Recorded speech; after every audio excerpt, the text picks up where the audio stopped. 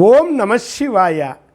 மார்கழி மாதம் மாணிக்கவாசகருடைய திருவம்பாவை அற்புதமாக மலர்கிறது. பாடல் 2.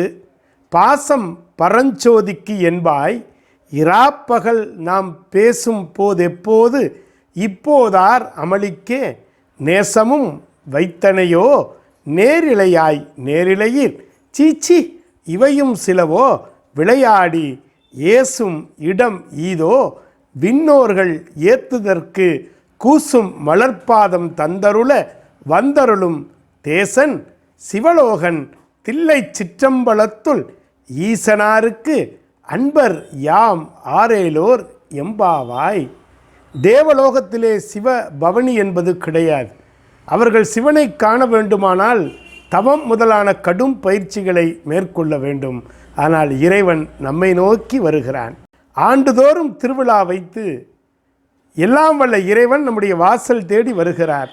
இவ்வளவு அருகில் இறைவன் இருந்தும் அதையும் நாம் பார்க்க மறுக்கிறோமே.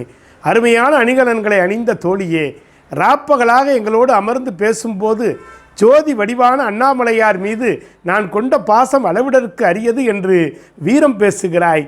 ஆனால் இப்பொழுது நீராட அழைத்தால் வர மறுத்து மலர்பஞ்சனைகளை அமர்ந்து உறங்கிக் கொண்டிருக்கிறாயே.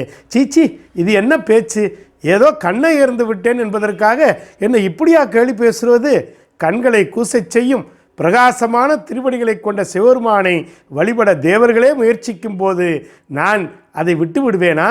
இதோ இறைவன் மீது பாசம் வைத்து நான் வருகிறேன் என்று வருகிறாள்.